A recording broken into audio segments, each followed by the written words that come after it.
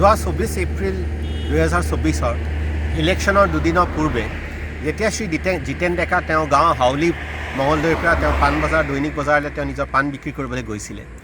সেই তেওঁ বজাৰত ঠিক সোমাওঁতেই তেওঁক তাত থকা যোনখিনি বাংলাদেশী মূলৰ মিয়া আছে তেওঁলোকক পিটি পেলাই তেওঁ চাইকেলখন তেওঁ পেলাই দিলে, তেওঁক লাঠিৰে পিটিলে।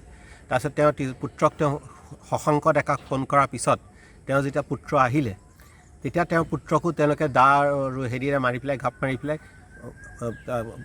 গুৰুতৰভাৱে আঘাত কৰিলে। তাৰপিছত তেওঁলোকক মঙলদৈ চিভিল হস্পিটেলত এডমিট কৰাৰ পিছত তাৰপিছত এতিয়া তেওঁ ঘৰতে আছে, কামলৈকো যোৱা নাই। এই ঘটনাটো কিন্তু হোৱাৰ সেই একেদিনাই শ্ৰী জিতেন ডেকাৰ পত্নী আৰু শশাংক ডেকাৰ মাতৃ মলয়া ডেকাই এটা এজাহাৰ দৰ্জ কৰিলে মঙলদৈ সদৰ থানাত। সেই সদৰ থানাত কিন্তু 4 মে'লৈকে সেই এজাহাৰখন ৰেজিষ্টাৰ নহ'ল, পঞ্জীয়ন নহ'ল।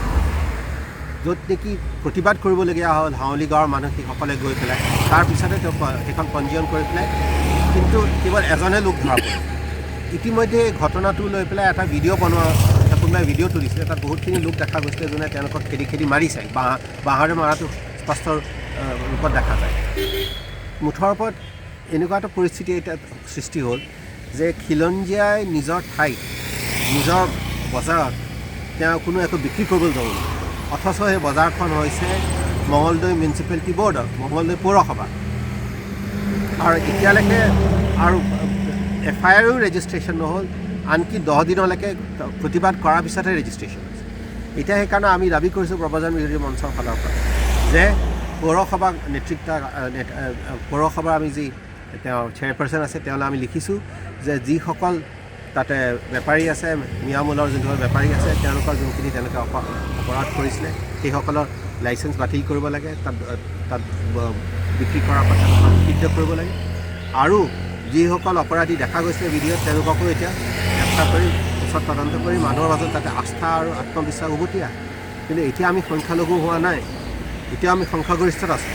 সংখ্যালঘু হ'লে কেনেকুৱা এটা পৰিস্থিতি হ'ব সেইটো এতিয়াই এখন ছবিখন আমাৰ প্ৰকট হৈ গৈছে। আৰু ইয়াৰ এই মূল কাৰণটো হৈছে যে এই ইলেকশ্যনৰ পূৰ্বে যি হিমন্ত বিশ্ব শৰ্মা নেতৃত্বাধীন বিজেপিয়ে আশ্বাস দি দিলে যোনটো বাংলাদেশী মূলৰ মিয়াসকলক যে তেওঁলোকৰ অসমত তেওঁলোকৰ খিলঞ্জীয়া হয়, তেওঁলোকৰ ভোট বিচাৰি তেওঁলোকৰ শৰণাপন্ন হ'ল। আৰু এতিয়া সেইকাৰণে NRCও পুনৰীক্ষণ নকৰিলে, য'ত নেকি 80 লাখ বিদেশী নাম কৰ্তন হ'লহেঁতেন, আৰু খিলঞ্জীয়া ৰক্ষা কৱচো নিদিলেহেঁতেন, য'ত খিলঞ্জীয়া মিয়া বাংলাদেশী মানুহৰ পৰা সুৰক্ষিত হ'ল।